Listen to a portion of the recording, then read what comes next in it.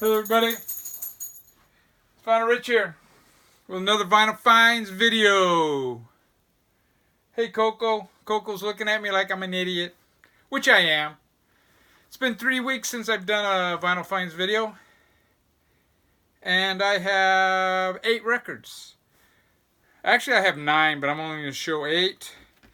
One of them is a record store day, and it's the Pink Floyd, A Saucer Full of Secrets. Pink Floyd's second album, fantastic album. This is one of my favorite Pink Floyd albums, actually. This was going for $28 at Amoeba on Record Store Day, which is not cheap for a single record.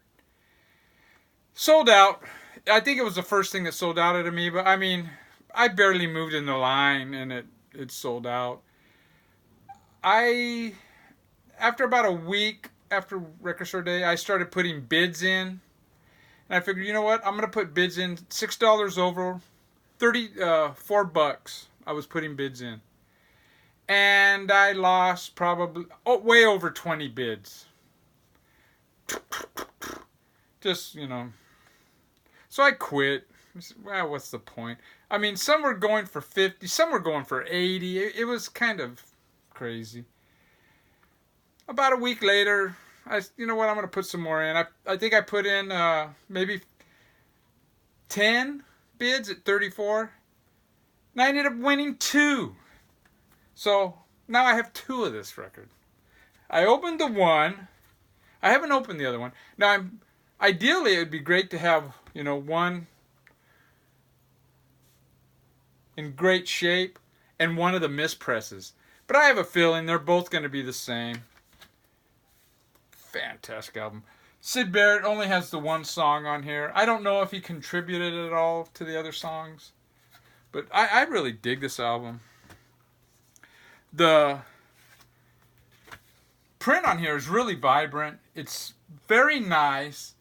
The packaging is pretty weak compared to last year's Pink Floyd, but it's a mono mix.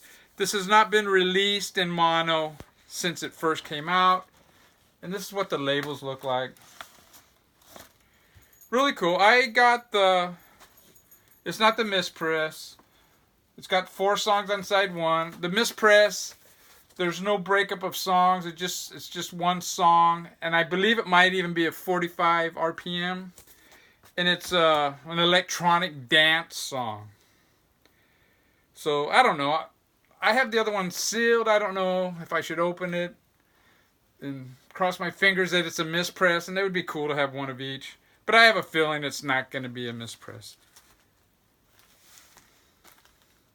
That's probably my last Record Store Day purchase from this past one. That makes 11 Record Store Day albums that I bought this year. I thought it was a good Record Store Day this year. I wouldn't mind getting the Woodstock mono, but I think I'll pass. This past weekend, I went to Bakersfield. Went with my oldest daughter and my wife to visit my mom. We're probably going to go this weekend again for Mother's Day. But last weekend, we went only for the Saturday. We were only there for the day. And, you know, we're talking about, what do you want to get for dinner? And I go, how about Chinese? And they go, yeah, okay. So I go, I'll go to Bill Lee's. Now, Bill Lee's, I like it better than the Rice Bowl. It's on 19th Street. Kind of my alternative motive is going Underground Records. My favorite record store in Bakersfield is on 19th Street. Or no, 19th Street, is it? Yeah. So I go, yeah, I'll go to Bill Lee's. So I went and ordered Bill Lee's. I ordered it, and they said it'd be 20 minutes. So I went over to Going Underground Records. It was 4:45. He closed at 5. And I go, oh, you're getting ready to close? And he goes, nah. He goes, I'm sticking around. I have something to do. And I go, okay. But I was only in there for 15 minutes. I went in there with the sole purpose of buying this album here, Generation Suicida. I don't know if this is their second album or what. I have what I believe is their first album. This is on Going Underground Records out of Bakersfield. So that's why I went there, because I wanted to get this album. I've heard it online. I like it better than the first one. It's very similar, but it's a little more developed, the songwriting. It's a one-sided record. And this was the only copy that they had in the store. It was a little bit higher than the other Generation Suicida ones. I think it was $19. Which I guess that's kind of high for a one-sided. But I didn't question it. I just got my records and I went to the counter. He goes, oh yeah. He goes, this one here. He goes, I dug this out of the back. There was only 20 of this. And what it is, there was a green vinyl, a one-sided, which this is. And the other side had a lithograph. Well, it's hard to tell which side. This is the side with the grooves. But this side doesn't have the lithograph. And he said there's 20, maybe less than 20, that didn't get the lithograph. So I guess that makes it rare.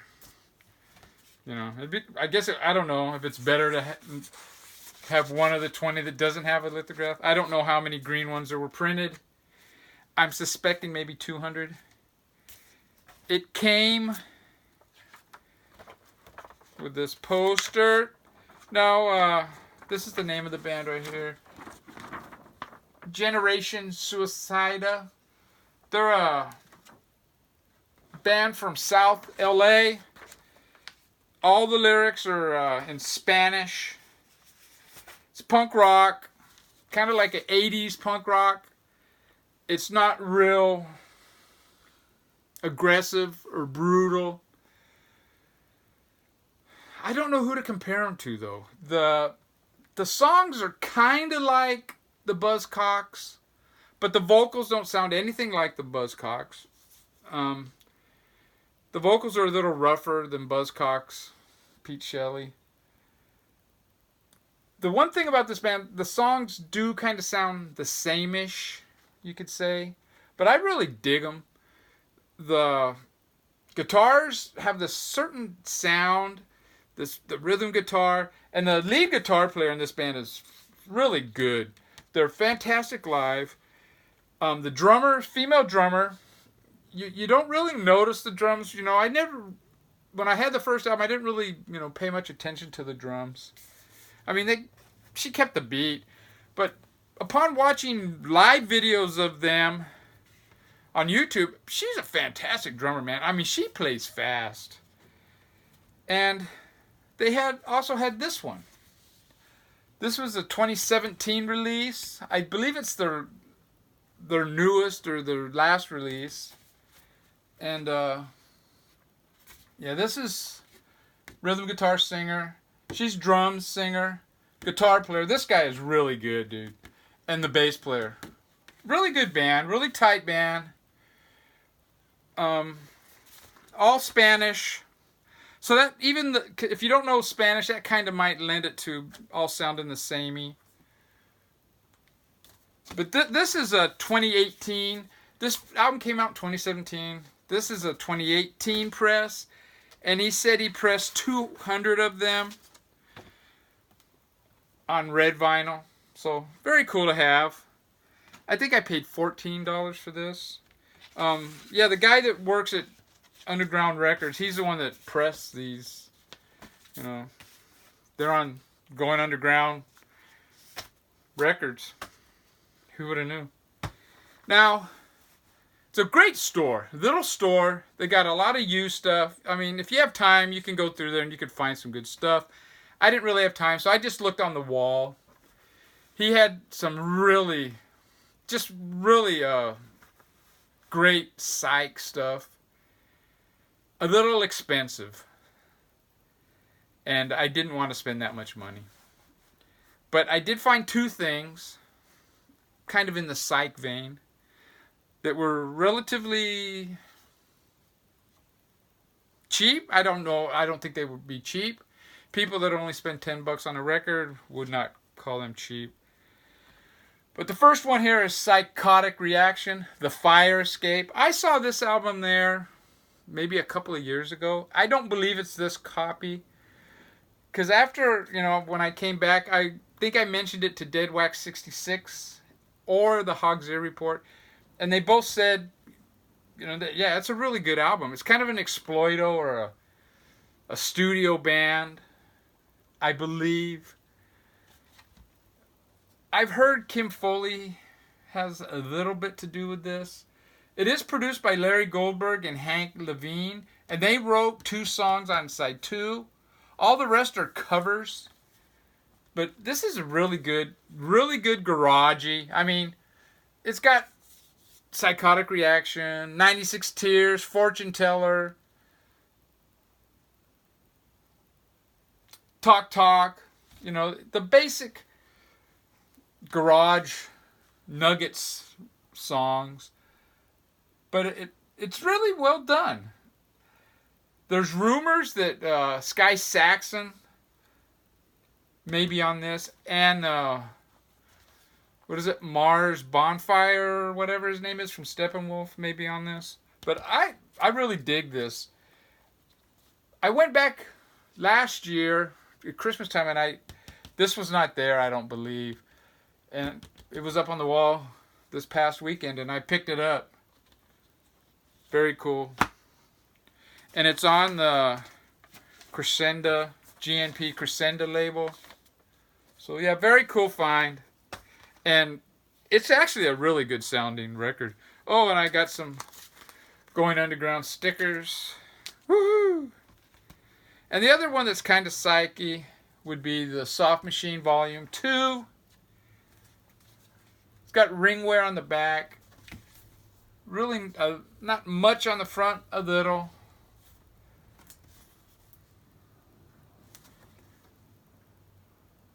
Cool picture of the band.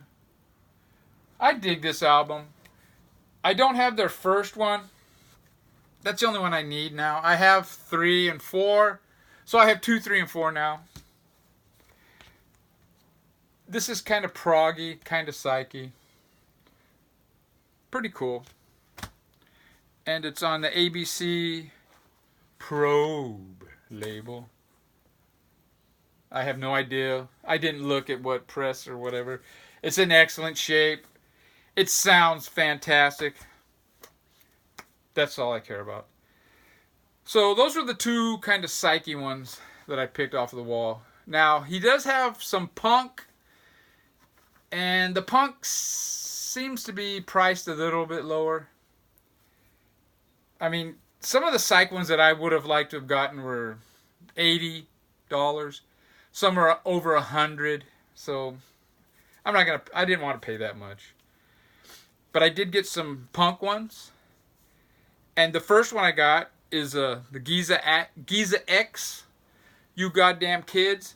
Giza X is from the very early days in the punk rock scene. He produced a lot of, he produced the Screamers. He may have produced some of the Germs. He's on this comp here, Let Them Eat Jelly Beans. He's the first song on side 2, the Isotope Soap. This is a great comp, by the way. Side 1 is the hardcore, and side 2 is more of the arty punk. And same with this comp here, Rodney on the Rock, Volume 2. He is the last song on side 2, and it's the same thing. Side 1 is more of a hardcore sound, and side 2 is more of some surfy stuff and arty stuff, and Giza X is the last song. So I had those 2 songs by him. I don't know if I don't think I have a 12-inch by him. But anyways, this is the album, In the Shrink, Giza X, You Goddamn Kids. I love this album. It's got these weird synthesizers, kind of Devo-ish, Suicide. I mean, they're not 80s synths at all. A lot of marimbas, really weird stuff. It's like more of the arty vein of the 70s punk. And yeah, this is a great album. I dig it. I think this came out in 81. Yes, 81. Giza X. a punk with a mustache. It had this sticker put on my car. No, I think I'll just keep it in the record. And the actual record is on black vinyl. I'm going to show you. What the heck. And this is the label. It's Final Gear Records. Never heard of that label before. And this is near mint. I don't usually. I usually just say excellent. So I guess it's excellent. I mean, it's a great. I mean, it sounds like it's never been played. It probably was played once, and the guy thought, "What the fuck," you know. This next one is one that I wish I would have bought when it came out. I remember looking at it. It's a 12-inch, only 3 songs. And back in the 70s, the idea of a 12-inch and only having 3 songs was pretty foreign. And I thought it was pretty much a ripoff, and it probably is. But I later regretted it, not getting it. I never saw it. This is not a UK copy. This is from a French copy. But it's the Sid Vicious 3 songs from the Great Rock and Roll Swindle, the Come On Everybody, and Something Else, the Eddie Cochran songs. I showed Eddie Cochran in my Blatant Localism video that I just made a couple weeks ago. And it's also got the Frank Sinatra My Way. 3 great covers. This is in fantastic shape. Sid Vicious. Really the only thing that he did that was really good. And this is what the label looks like. It's not on the Virgin label like the UK one. And the last one I showed, this went pretty quick, is The Abused. A beautiful used copy of this album.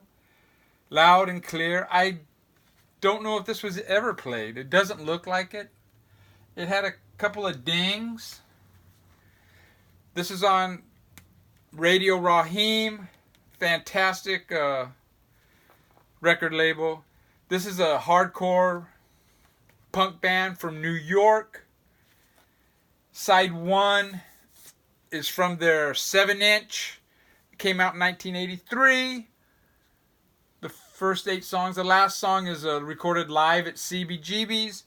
Side 2 is all from 1982 demos. So very early New York hardcore band. The Abused. When I listened to it, it didn't grab me. It's not bad, but it didn't blow me away like that Against one that I bought from the LA band Against. And it's on one of these dumbass Unipacks, you know. I don't know why they did that, but yeah, this is a great label. The packaging is always great. And I don't know. I don't need to show that. It's just black label. I mean black vinyl. Beautiful black. The Accused. The Abused. And it came with this beautiful book. Just a fantastic book. Look at that. Just, I don't know, man. It's probably a 20-page book in here.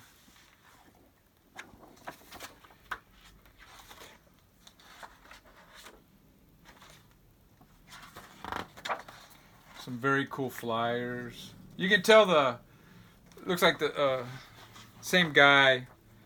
I know if I was in New York, I'd probably know the artist's name. Did most of their flyers. But yeah, it's a really cool book, you know. Another one. Yeah, some really cool flyers, dude. They played with some really good bands.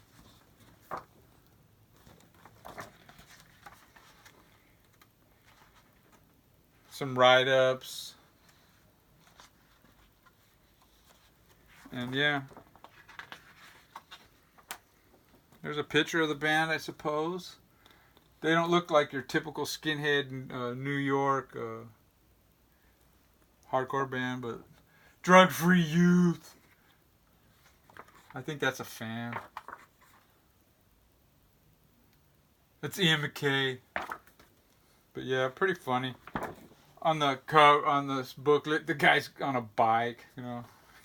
Shit. Anyways, that's it. No grails. All good stuff, though. I still haven't... My next video will be my Misfits one. I promise. Take care, everybody. And I don't know. I guess I'll open that other Pink Floyd. But we'll see. I should just leave it sealed, you know. Take care. Guys and gals. Go Jets. I'm real happy with the draft.